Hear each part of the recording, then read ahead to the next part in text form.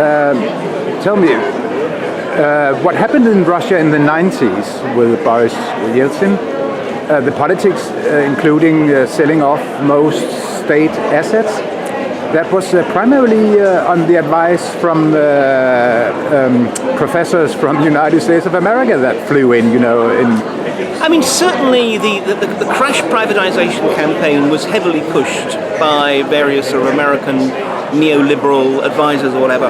But at the same time, I mean, the reason why it was adopted was it also went with the grain of what Yeltsin and his friends wanted. They were terrified that the communists would come back to power, and so in some ways they wanted to move as many assets out of state control as possible. And from their point of view, and this is where the American advisors came in, it didn't matter so much who bought it. The point was it shouldn't be owned by the state. And so, yes, if we're talking about gangsters and dubious, corrupt figures and so forth, it didn't matter. The market would work itself out. Yes. So it was this mix of, in a way, Yeltsin's political ambitions and, frankly, the ambitions of a lot of people in his circle to make a lot of money, with American advisors who in some ways were giving them the excuse to do what they wanted to do. But for an ordinary Russian citizen, it must have looked crazy. I mean, it was collectively owned. Wouldn't it have been better for the Russian state if it was kept owned by the state, so it could benefit in social terms or whatever? The problem is that collective state ownership had become deeply tarnished by the Soviet experience, where you might say what was owned by everyone was in practice owned by no one. And the interesting thing was actually Russians themselves were given the opportunity to get into the privatization. They all had a voucher which would entitle them to buy shares. But of course, when you're starving, you aren't going to be sitting there thinking, well, I'll make an investment and in 10 years' time it may well pay off. So what happened is most of these vouchers ended up being sold, bought up in large numbers. For a bottle of vodka. Oh, I mean, exactly, or for just a few rubles. And the interesting thing is, I mean, I remember there would be people on street corners with signs around their necks saying, I buy vouchers. And people would come up to them. Now, who were these people? Who actually has the manpower and the money? And the money to precisely snap up this? Often it was organised crime, who would actually be out there buying up these vouchers, voucher here and a voucher there, and suddenly you have a lot, and either they would use it themselves to buy into strategic industries, or else they would then sell these bulk sort of shares to the rising generation of kleptocratic oligarchs. But some of those persons you mentioned, we celebrate in the West, like Historiske. Yeah, I mean, we've got to realise that not everybody who rose in the 1990s was completely corrupt. Now, but I mean, it's very hard to have made money in the 1990s and not cut moral corners. Exactly. I would be amazed if anyone actually remained honest and law-abiding and also was rich and alive through that period. But we're really talking about, in some ways, an inevitability. The same way as, frankly, every Soviet citizen had to pay bribes because it was or work on the black market because it was the only way you could survive. So, in some ways, I think we have to acknowledge that there was a spectrum of grey. You have figures like Khodorkovsky, who I think were about as honest as you could be in that environment, and then other figures who are absolutely clearly people who use murder and corruption as a tool of their business strategies. But could you say, see Russian history, political history, it's, if you compare it to the Western democracy, it's like they have a lack of 70 years. I mean, they need those 70 years of training that we had. Yeah. I mean, yes, it's interesting. I mean, 70 or some would say 700 years. I mean, look, I am not of the view that there's something inherently authoritarian in Russian DNA. Russia has particular challenges, including the simple size of the country, the vulnerability, economic issues. But nonetheless, I mean, it is clear that Russia has the capability to become a democratic liberal state, if it wants to, in due course. But if we look at, after all, as you say, democracies in the West have tended to emerge over decades or indeed centuries, or else they were essentially imposed from without. Basically, it was the Allies who wrote the West German Constitution after the Second World War. Or one could look at what happened to the new EU member states in Central and Eastern Europe, who basically were forced to conform to a whole variety of different rules. And yet, one can question just how successfully they are that still has poor. genuinely. I mean, they're still often poor, but also in many cases, I mean, there are true success stories like the Czech Republic. There are other countries where actually it's clear that they have the forms of democracy, but if one looks at, say, Hungary today, or one could argue Poland, actually rather less successfully have they really got the culture of democracy. So we ought to acknowledge that this is a lengthy and painful process. And my view is, look, I don't think true democracy, is coming immediately to Russia.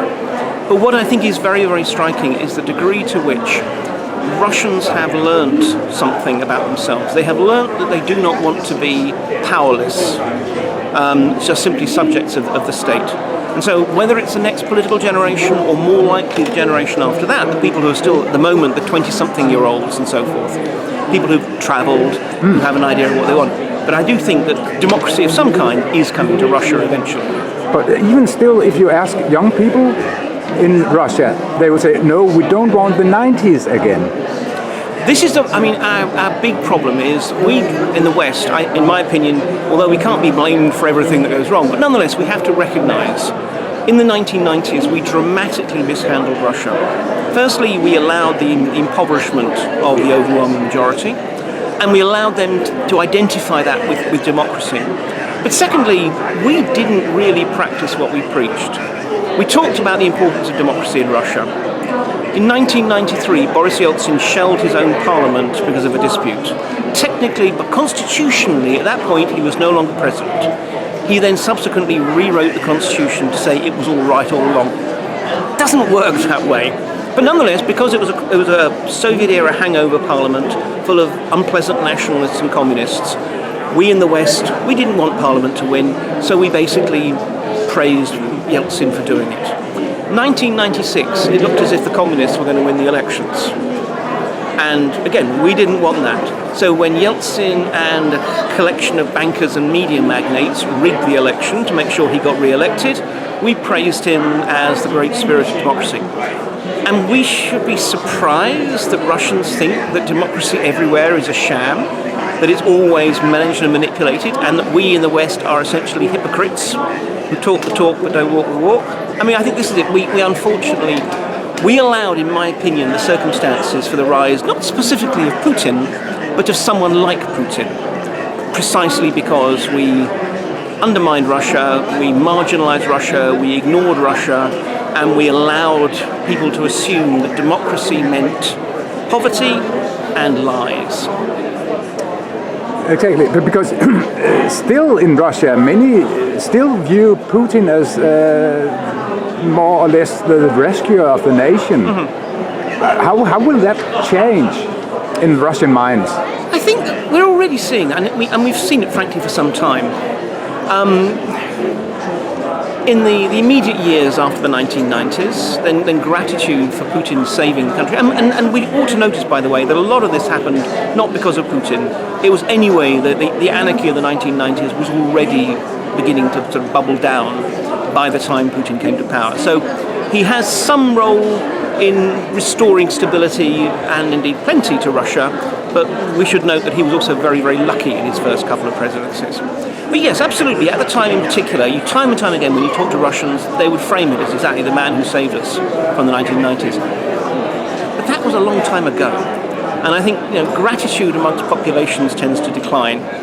And particularly now that we're seeing that in some ways the social contract has been broken. The essence of Putinism was a social contract. You stay out of politics, you let us run the country, and your life will get steadily better.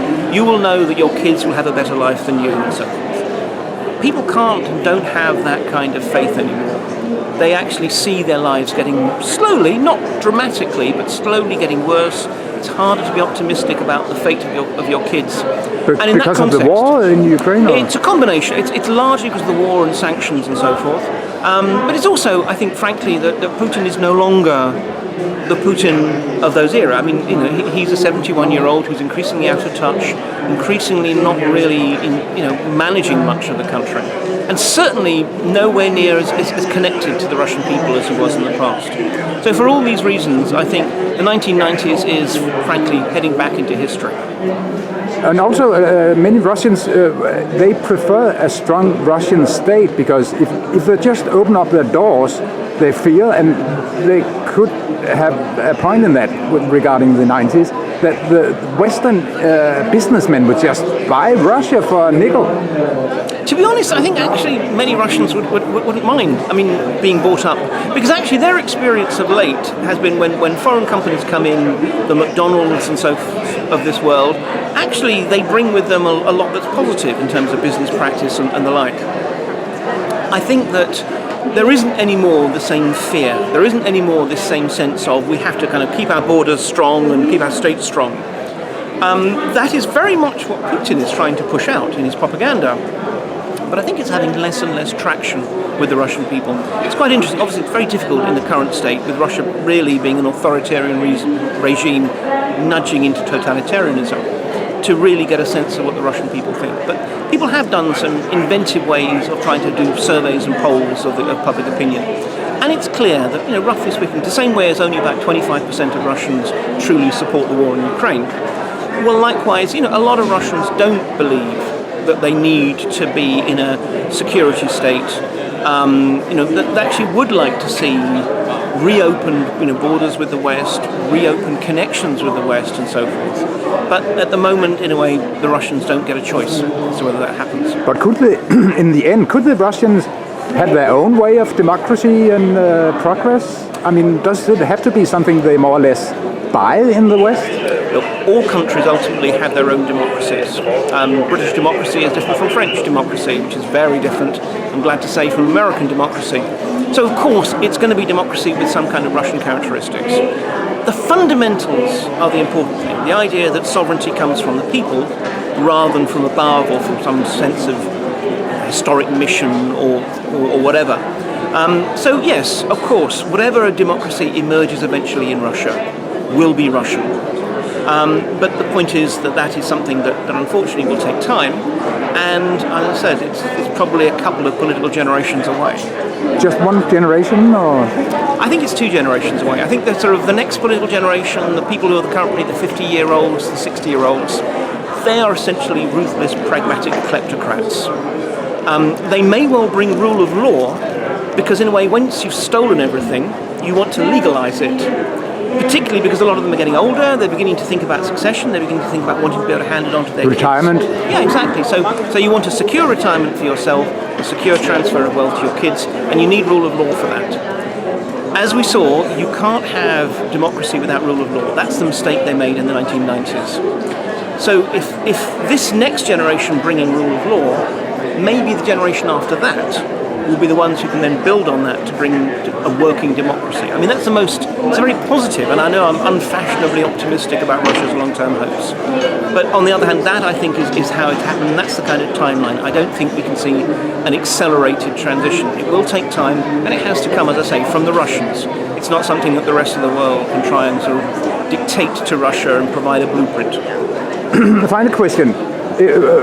What do we say to people who say, well, the oligarchs of the West, they're just the same, they just wear a nicer tie? Oligarchs are oligarchs regardless where there are. The importance is, are the institutions in place to control them? This is the key difference. In Russia, if you're an oligarch who has the ear of Putin, you can get away quite literally with murder, and certainly in terms of you can take over what you want.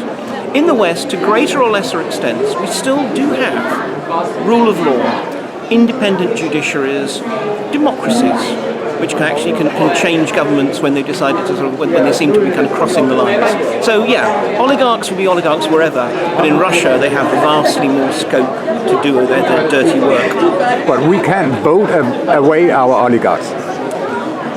Where's an oligarch? But an oligarch is just a particularly ruthless variety of rich businessmen. And so long as there is capitalism, just as there are poor people, there will be very rich people. And the point is, rich people, obviously are going to have more opportunities. But precisely what opportunities? Well, that's what's constrained by the institutions of the state. We could have a long conversation about this. Thank you very much. My pleasure.